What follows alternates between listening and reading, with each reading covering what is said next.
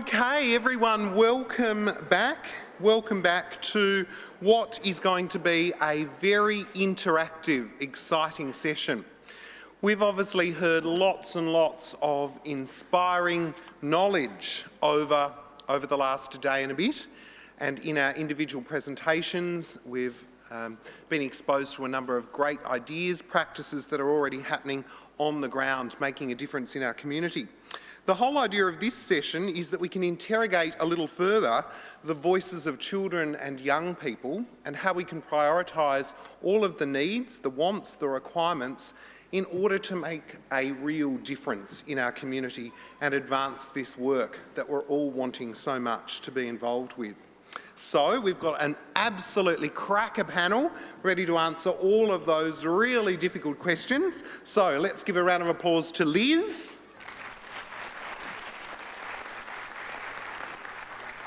Jack, Karina, Elaine and Nigel. Now, I've told Jack that if I call him Jake, he can call me Daryl for the rest of the conference. Now, the only person on the table that we don't know, that we haven't been introduced to, is Karina Stosenjek. Karina is an alderman on the City of Launceston Council, one of my colleagues with 20 years management experience. She's been on the council for just over a year now, on various boards and committees within our community, including the Launceston Steiner School and the Ravenswood Action Group. She's also the mother of 2 adventurous boys and has a passion for helping the vulnerable within our community, particularly children and youth. She knows firsthand what it takes to make a difference, having grown up in Ravenswood to a single parent and a family that was the recipient of government benefits. So it's great to have Karina on our panel this afternoon. So the way it's going to work is I'm going to ask some questions that have been provided during the lunch break, and we've also got Sharon and Zoe who will be happy to circulate and we can ask some individual questions. Some questions might be for particular members of the panel and others will open up more broadly and anyone can tackle it. So let's start wide first. Tomorrow, many of the staff and people who are in the room are going to be asked, how was the conference? What did you learn? And most importantly, how can it be applied to the work that we're wanting to do in northern Tasmania? I wonder, Liz, if you could succinctly, in a couple of dot points, couple of sentences, kind of summarise everything that we've heard and learnt over the last couple of days in a way that people can madly take down a couple of dot points. Oh my goodness gracious. Okay, dot number 1. If other communities can do this, with the scale and the scope and the number of people in the room here over the last 2 days, we're expecting great things from you. That's one of the points that I would say is pretty strong and resonated with me. I think a second one is that this work needs both focus and adaptability, and I think Nigel's presentation gave us the really clear way of approaching this from a focused lens. But then I think that what else I heard during the other presentations was that we also have to be adaptable and to really leverage opportunities as they come along. That would be a second one. And can I have one more?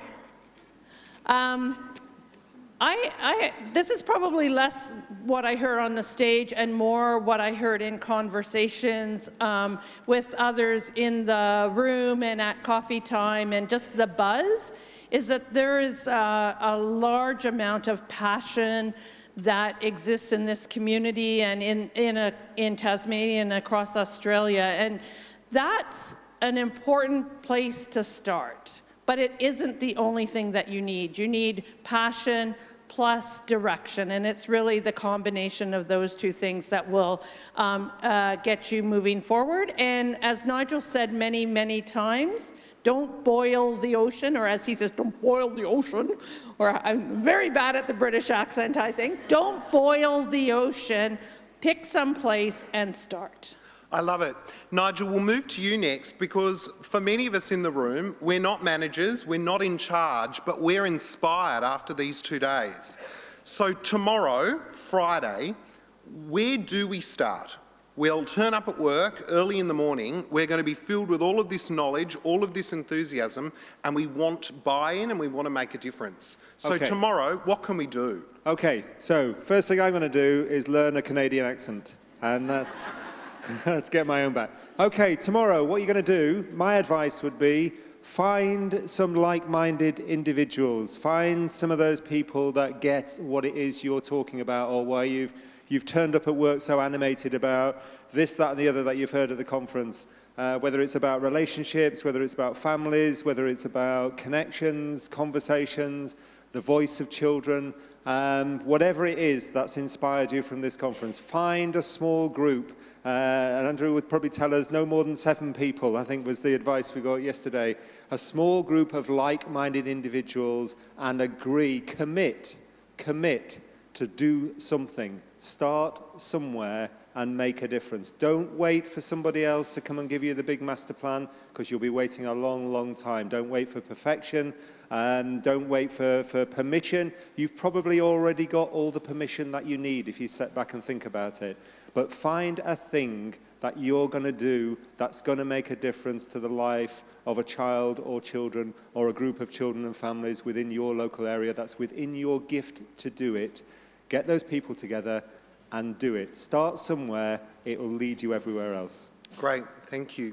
Karina, the city of Launceston, obviously there's people from a variety of different areas, but specifically for Launceston, what kind of things are the council already doing in this space, and what are some of the things that they are looking to do to work in this area? Okay, thank you, Denny. We already have a very good youth engagement policy. We have a youth engagement framework which was developed over 2 years, and we consulted with over 500 young people to develop that. We have a youth advisory group which is made up of 20 youth from high school and college around the area, as well as aldermen and officers. So we consult a lot with youth. I think we've got some great staff, obviously, in that area who are doing some good things. I think personally, something Nigel said really hit home for me, that you need to match the physical regeneration with the social regeneration, and I don't think that that's something we necessarily do that well at council at the moment. We've got some really big projects happening with City Heart and a few other exciting things, but I think that we need a little bit more of an emphasis on the social regeneration. So that's something that I'd like to really push in that area. Great, thank you. Jack, obviously you've been heavily involved kind of in this movement, community work, social justice, and the video that we saw. How do we make sure that youth involvement at its core isn't tokenistic, and it's genuine, it's real, and it has purpose, do you think? Thanks for the question, but just for an answer, I'd like to thank Debbie Clark for her tweet that she put out during my speech earlier, which said, at Budge and Jack, thank you today. You gave us a glimpse of your role as a future leader. Nicely done. Good luck with your exam results. # every child succeeds. So your tweet today truly touched me and has inspired me to continue with the path that I'm on and go further. Thank you very much. And also, I'd like to thank Nigel and Liz for your continuous tweets and retweets throughout this conference. And what was the question again? You're an aspiring politician, I think. So now to the question. And the question was, how do we ensure that youth involvement isn't tokenistic? So when we're trying to answer this question, we're trying to build a strategy that sees our community be better and our young people be better. How do we ensure that, we just don't get them on video and leave it at that? I think that everyone in this room needs to talk to their kids, their friends' kids, and ask them, what do they want? What do they want in the future? After all, they have to live in it. Yeah, great. Nigel? Yeah, can I just add? I just think that's a really important question, and we've had a fantastic morning this morning, and a great example of the voice of children and young people this morning. Absolutely outstanding. Just remember the two words we talked about yesterday, the two words that we put together in Leeds, which came from children and young people themselves over and over again. They told us we were okay at voice. We asked a lot, we engaged them a lot, we did lots of films, etc., etc. It was the influence bit that was the hardest bit, and we never used to do anything with all that information we had, and we had a huge amount of information that would have been really useful to Leeds historically, and it probably might have helped him not get into the sort of trouble he got into in the first place, as I was explaining to you.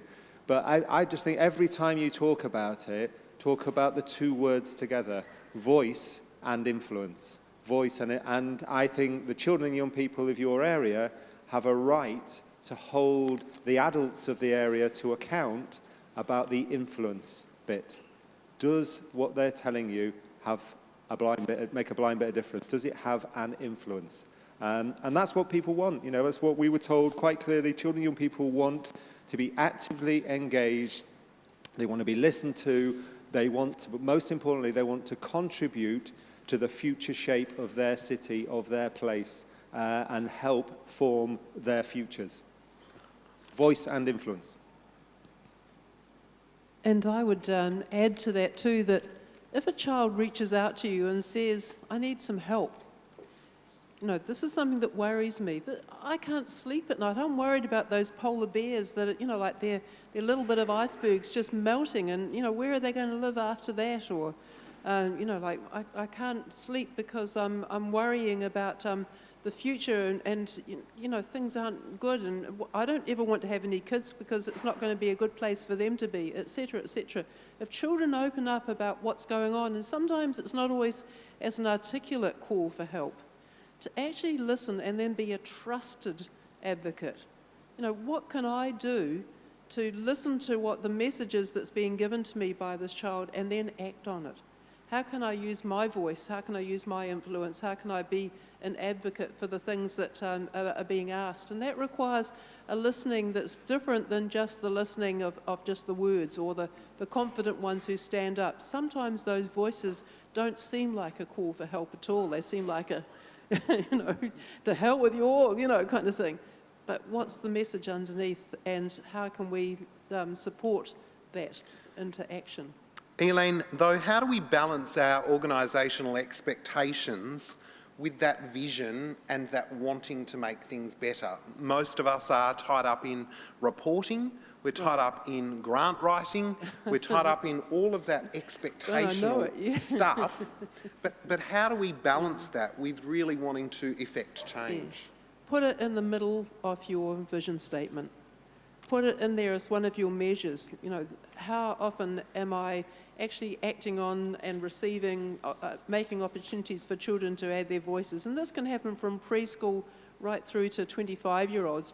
Don't forget the other end of the scale, because as someone was saying, maybe in the masterclass, that one of the more vulnerable areas, often we say young people are, 0 to 18, actually between 18 and 25 is a really vulnerable time. Okay, I've learned these things. How do I fit in? How do I contribute here? And we lose a lot of people because we don't give them the opportunities to really participate. And so putting receiving, listening, acting on children's voices into the middle of your mission statement is one way that, then you write your reports around that as well, and we're accountable about it. For goodness sake, we're grown-ups, aren't we, mostly? Great. And, we can act on these things. Karina, there are some important partners in the room who, for whatever reason, have not partnered with Communities for Children. Why do you think this initiative is important, and why does it deserve buy-in from all the players in the room, do you think? As a mum, as a member of the council, as someone who grew up in a community that was vulnerable, why is it important that collectively we have buy-in? I'm also on the Ravenswood Action Group, and I can see that there are a lot of people already working in this space, and there are a lot of really good things happening. But I think what we're lacking is one vision, which is something that Nigel really has focused on.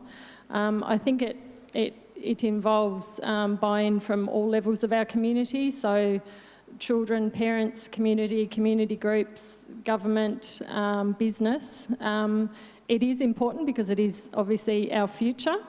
One thing that Nigel said, I think it was at the workshop on Tuesday, which really stuck in my mind, is that when he first started his role, for the first 6 months, they just went out into the meetings that were happening, and just every conversation that was happening, they just added in the words "and children." And I think that's really important for all of us, because it really does require a shift in mindset, and it requires everyone working together at all levels. So I think it's not something that any one group can do on their own. There are a lot of great people working in this area already, but it really requires that shared vision to get something happening. Liz, it kind of does feel like we have this amazing foundation, and it feels like lots of great work's gone into the foundation, but now we want to take it further. We want to raise up from the foundation, and we want everyone to be on the same page, and we want to, I guess, start to really effect some more noticeable change. What do you think we need to do to make that happen? I think you've started it. So you started to do a bit of mapping of who's doing what in the community and what contributions are already going forward. That's a really essential part of the work. I think in those 6 priority areas, you have to pick a couple of them. I think 6 is too many. I would kind of agree with Nigel. Pick a couple of them and really say, okay, in this area about children being safe and loved, this is what we are going to obsess about, right? This is the thing that we are going to focus on, and we're going to try to bring as many folks around the table to help us really focus on that. And so pick a few, look around the community and see where there's some of that low-hanging fruit. There's some energy there already, because you will gain lots of momentum if you do that. I would advise not to go into gap areas, but to really focus on areas where there's some strength and there's some momentum already. And then start. Just do the work, and as you're doing the work, also observe the work, right? So see what happens, see how things change, see how people are starting to come together in new and different kinds of ways, and start to understand, you know, your early successes. We do this exercise with our groups that we work with, where we ask people to say in advance, what if for example, we're working in the area of children feeling safe and being loved, what does success in that area look like? And we have people articulate what success looks like in advance of the work. And you know what's amazing is that actually people start driving towards those successful goals or those successful outcomes, because that's what they envision together. They're part of that conversation about what success looks like, and then they're invested in moving it forward. So it's not like rocket science, but it is about being thoughtful, intentional, looking for the low-hanging fruit, looking at what you think success is going to look like from your perspectives and the perspectives of children and youth, and then driving towards that change. Great.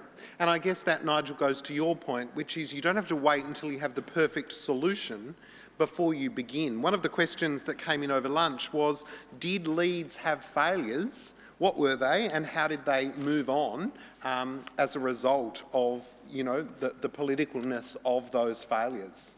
Okay, well, I mean, we had a spectacular failure before the child-friendly Leeds story started, which I've mentioned to you previously, and that was, you know, people were very sore about that, and that sticks in people's memories. So there's a lot of people that are working with us today in Leeds who were there when things weren't going well, and they're a good gauge in terms of how far, you know, distance travelled and what it feels like to get things right, as opposed to what it feels like emotionally and professionally when things go wrong. And likewise, we get similar reminders from children, young people, and families as well. I mean, we've made hundreds of mistakes on the way, where you think, why on earth did I just say that, and why did we do that, or why did we suggest that? But that has to be, I think you've got to be ready for that, and actually you've got to embrace those mistakes, because what we haven't done is we didn't move from the overall premise about the centrality of children to the growth strategy of the city.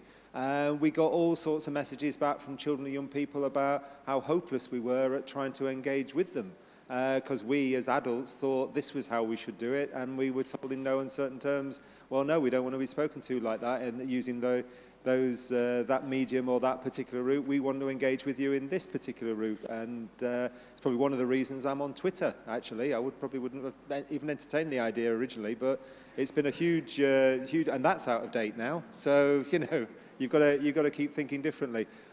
We made mistakes about assumptions. We made mistakes about engagement, different ways we thought we could bring partners together. But the thing that drove us forward was the common language, the common goal, the common endeavour of Leeds as a child-friendly city, of children at the heart of the growth strategy of the city. And the bit that probably didn't change and held us together, and you might want to think about this in terms of the conversation we've just had, was having the 5 outcomes. Now you've got your six priority areas. So you've got, in a way, your 6 outcomes. You've got your every child succeeds, you've got those 6 outcomes. Put some effort, you know, if we've got 500 people at the conference, if 500 people commit to going out from today and starting most of their conversations about children with every child succeeds and the 6 pillars attached to that, it just starts to generate a different way of people talking. So you're not talking about, I'm from the police force and this is what we do, I'm from the health community, this is what we do, I'm from the voluntary sector, this is what we do, I'm from social services, this is what we do, I'm from education, this is what we do. You're talking about a common endeavour, and it becomes part of that direction of success that Liz was talking about. Something bigger than your individual role, something you can contribute to. We probably underestimated the power of that at the start, but when the language starts to come back to you and people start to talk to you about, you know, there was a famous moment when, if Councillor Blake was here now, where some people rushed up to her and said, do you know what, Leeds is trying to be a child-friendly city, we think that's great.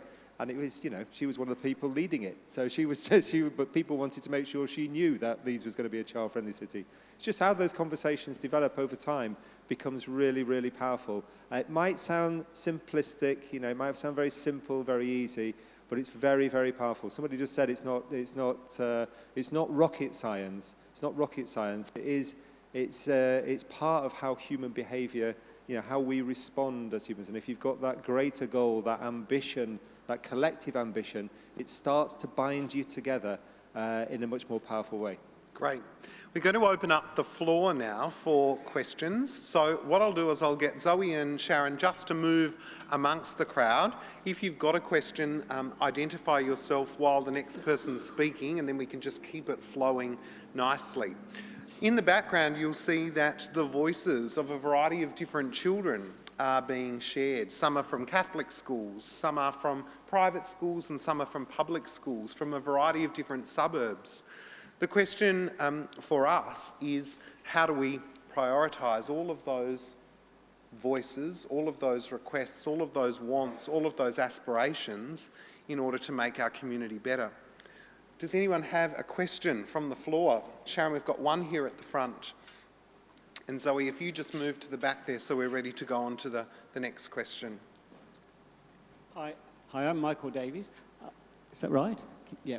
I just want to see if the panel can push even further about the fact that we make hundreds of mistakes when we go into something new. And I think we actually have to learn to make more mistakes so we learn more.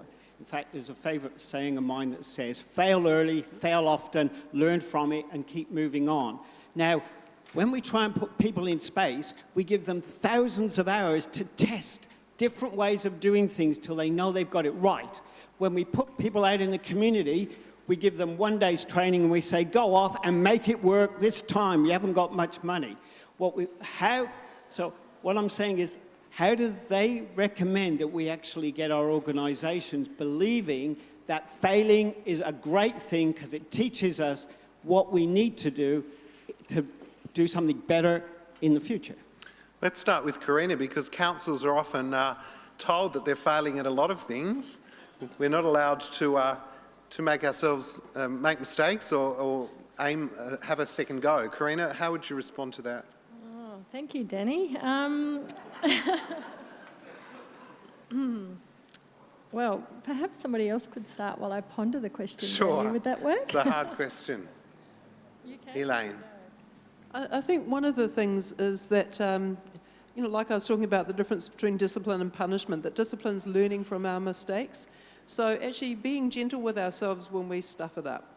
Like that I'm going to make mistakes. I'm going to say the wrong thing. I'm going to try and collaborate with someone that, might have some grudge or some anger or, we've had to deal with a lot of cultural tensions in New Zealand.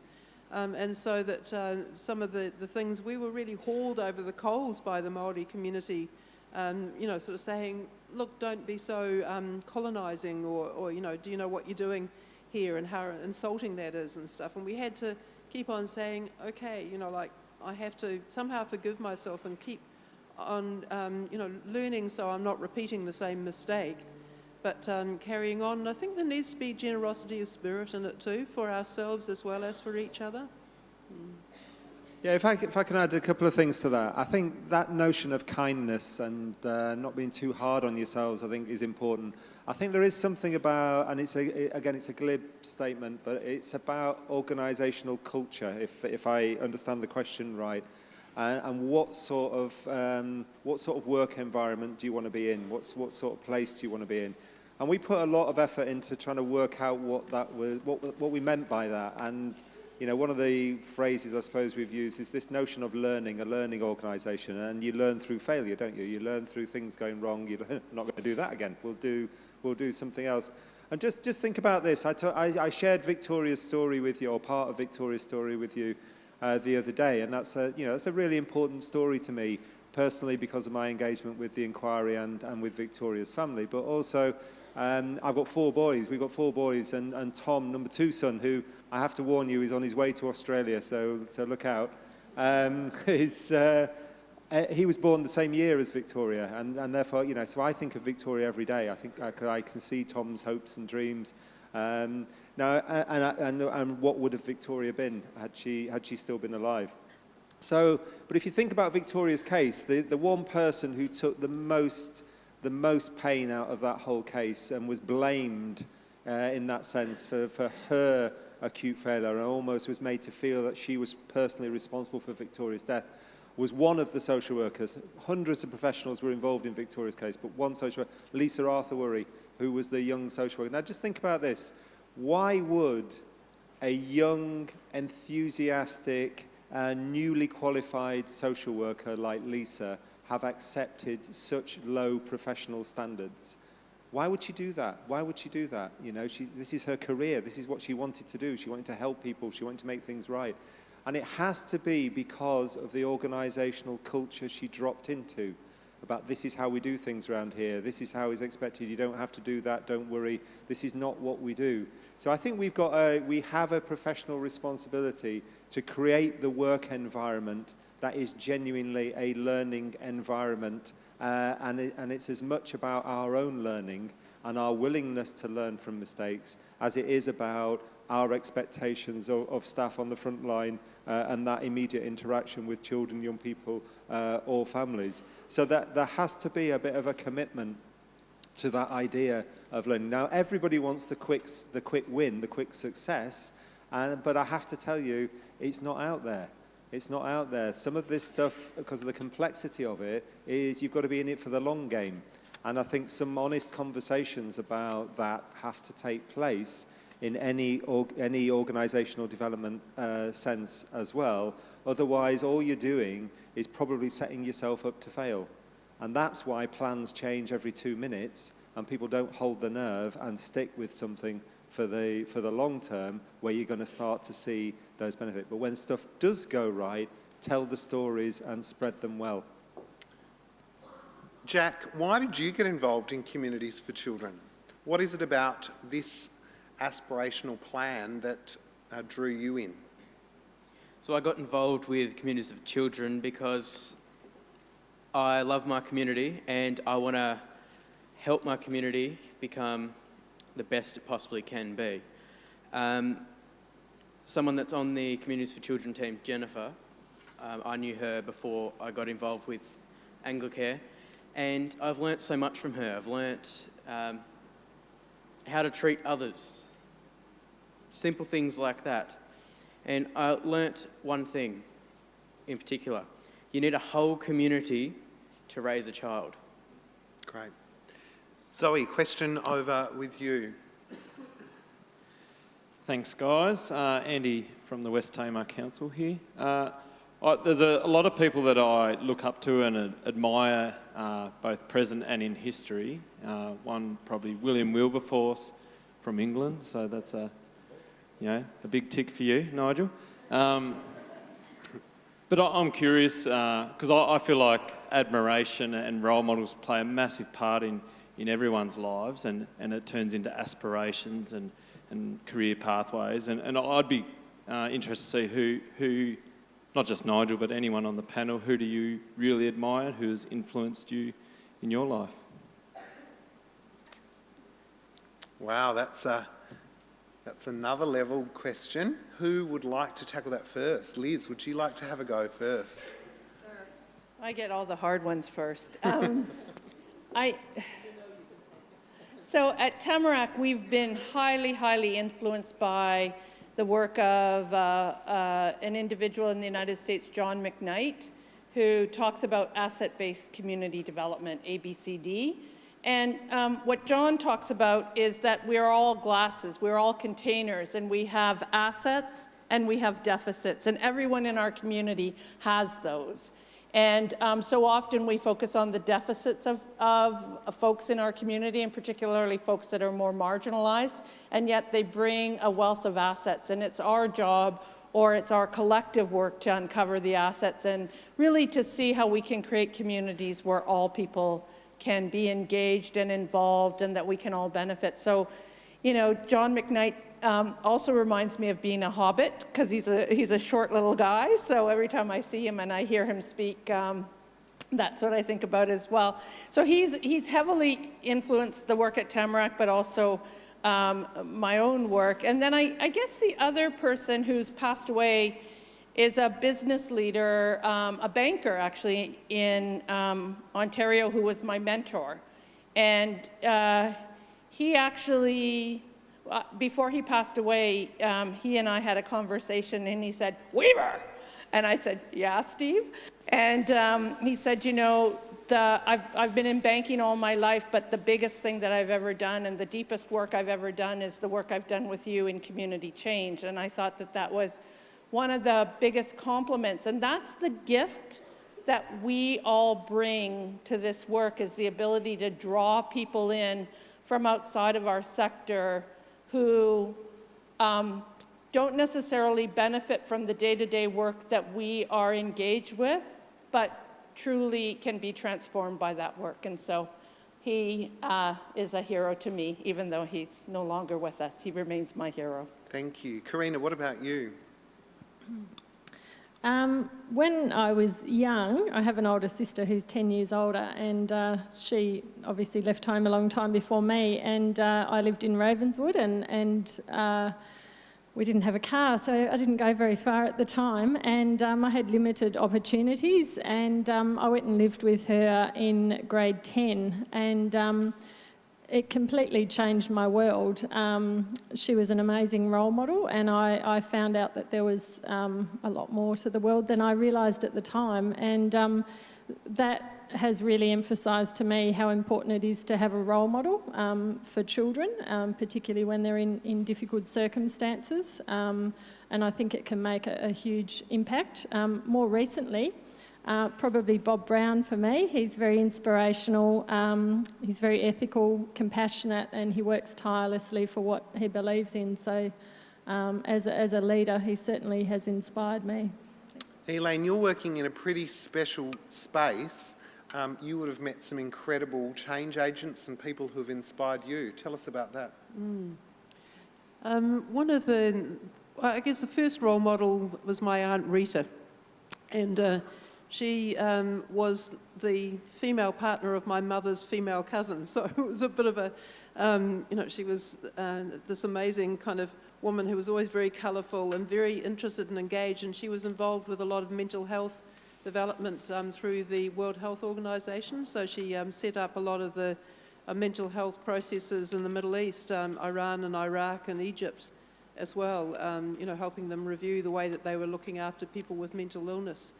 And she always listened to me, and she always made me feel as if my opinions mattered, and that made a huge difference to me, and I used to think she was just amazing. And but she took me seriously, and so she would ask me questions which would help expand and deepen my own thinking, so I'm very grateful for her. But you're probably one of the, and the other person who came up top was a woman called Fran Peavy, and she's an American woman who's no longer alive, but she wrote a book called Heart Politics, and she inspired me to start a whole series of gatherings called the Festivals of Heart Politics, which are bringing change makers together to have a look at how can we make change in the way that we want change to look, so that we're not using aggressive or power over tactics to bring about change, but we're working in the way that we believe is value-based that will help support that change growing into that area. And then if I'm allowed one last one, his name is Jim Morris. And he's a man who I met when he was in prison. He had lots of hair and dark glasses and tattoos all over his face, mighty mongrel mob, and great big muscly folded arms, and he didn't say anything for a long time. He stood on the side of the groups that I was working with, just mostly listening.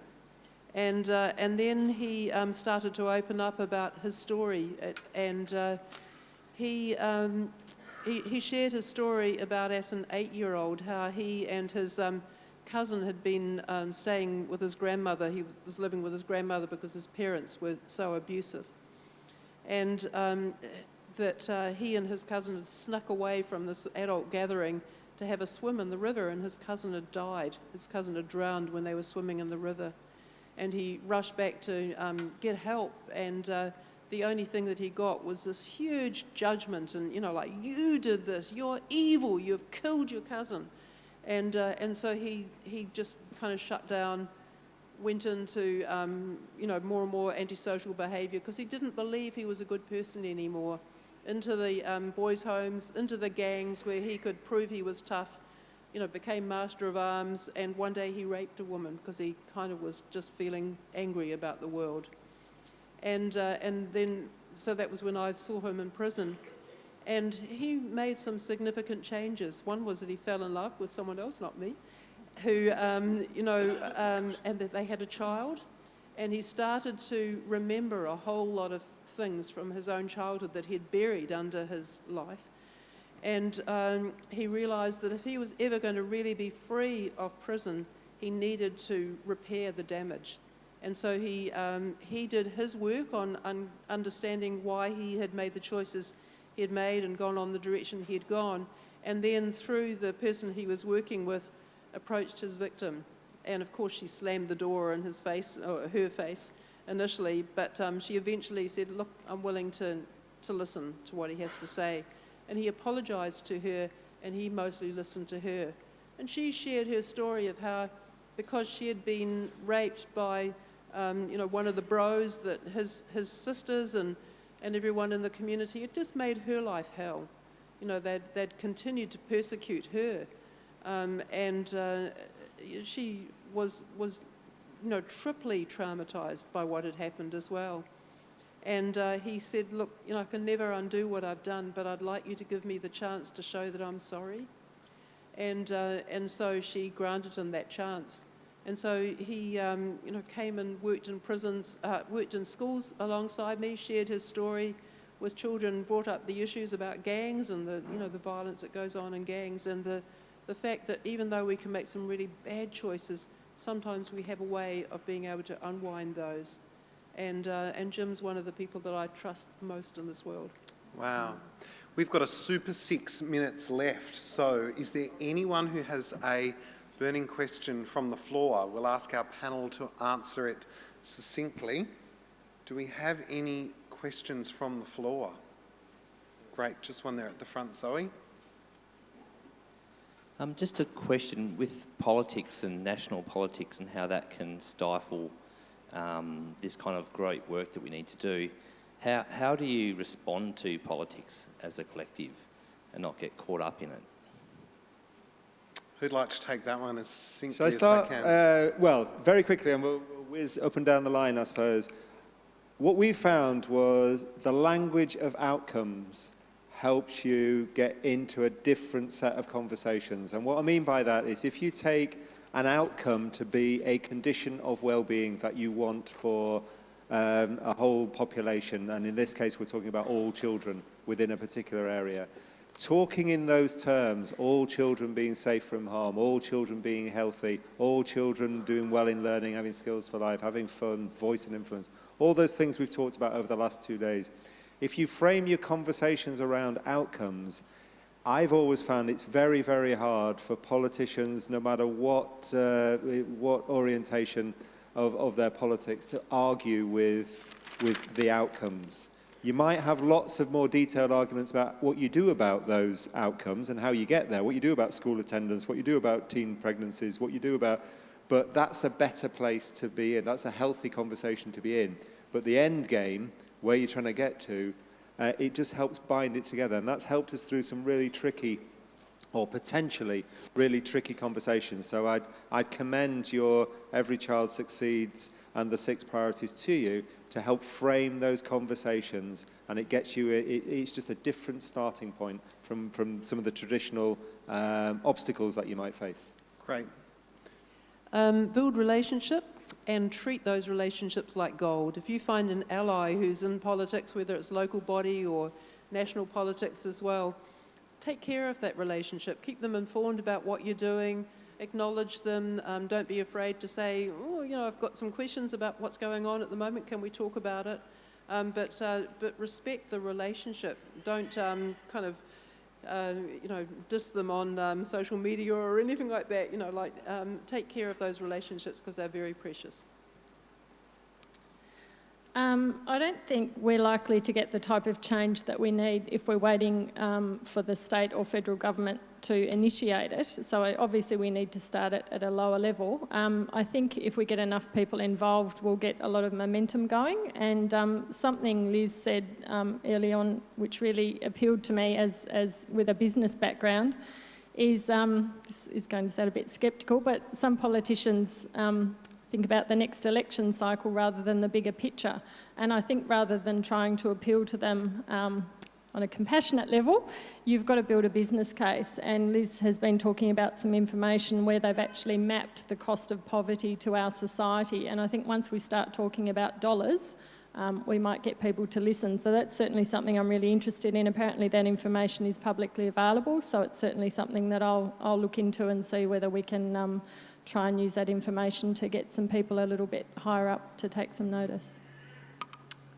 Jack, have you got anything to say for that one? You don't have to, I just wasn't sure.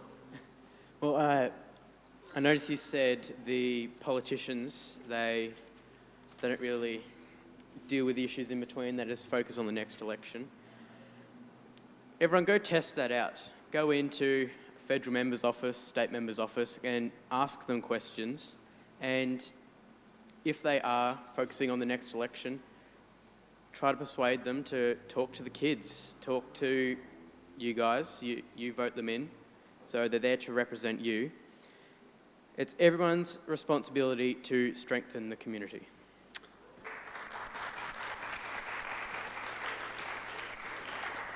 I would echo Elaine in terms of building relationships. Don't just meet with them before the election or slightly after the election. Meet with them on a regular basis. And I also think you need to get at it from, we have something that we're sharing in common. You care about the community enough to run for elective office. We care about the community enough to work on this change. So we have something in common. We're working at the same purpose. And here's how we can help you do the work. And I think that that's the message. Here's how we can help you be an even better politician. And that actually changes the conversation. I love it. We're going to give them 30 seconds only, their final kind of summing up remarks. The question is how Launceston Tamar Valley communities can best prioritise the voices of children so that we can make a difference. Who would like to go first? We'll give it to Jack. I remember what Nigel said yesterday, that the newspaper in Leeds has pages available every month, is it? Every month, for the children to write stories. I think the Examiner here in Launceston should look into doing something like that, because we want to hear from our kids. They know what they want for the future. We're kind of guessing. Love it. So ask the kids, have pages in the Examiner, social media, all that sort of stuff. Round of applause for Jack. Nigel, it looks like the microphone's turned to you.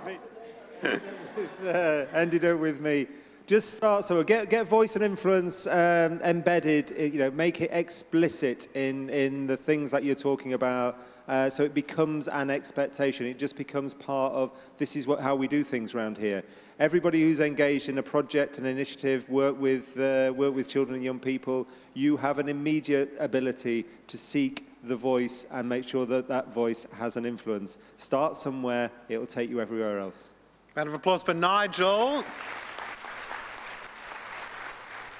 Nigel, I might say it seems that they are having a lot of difficulty finding a good Prime Minister in your country. I think you should nominate. What do you think? Yeah. He's too busy. He's too busy. Elaine. Get some translators.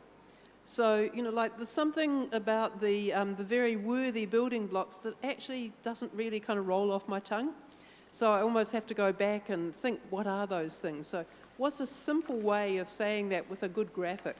And, asking some of the young people to do some suggesting on how they can do that. Because a simple phrase like child-friendly Leeds, or we had Great Start for Kids, like something that's just really simple that embraces those things is easier to be able to say than think, oh, what are these amazing, worthy 6 building blocks, which just feels a bit too hard to hold. Yeah.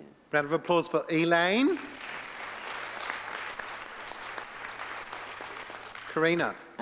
Just bringing it back to a local government level, which obviously is where I'm working at the moment. I think as aldermen, we need to make sure that we're considering the voice of youth in all of our policy decisions, and try and make sure that anything that we do encompasses that, and trying to find ways of feeding the children's voices back in, and but not just feeding them in, also making sure that it has an effect. So, thank you, Karina. Round of applause. Liz, any final comments? You're allowed a couple of sentences. Okay, I'll make it very brief. In Hamilton, there's been a real focus. Hamilton has had a big out-migration of youth, and so there's been a real push to bring youth and young entrepreneurs back into the city. And the way that they've done that is not only listen to what young entrepreneurs want and what they need in terms of building their businesses and in re-engaging in the city, but then they've also really showed results around that. And I think it's voice, influence, results. That would be my take on it. And when people see that there are results, when young people see that there are results, that change is happening, that we've heard them, we've listened, and the community is changing to accommodate them, you have real impact. Round of applause for Liz. Well, thank you very much to the members of our panel. Thank you so much for allowing us to interrogate further your great work and how it can make a difference here in our community. Thank you to those of you who proposed a question or asked a question from the floor. I tried to weave all of those in. Round of applause.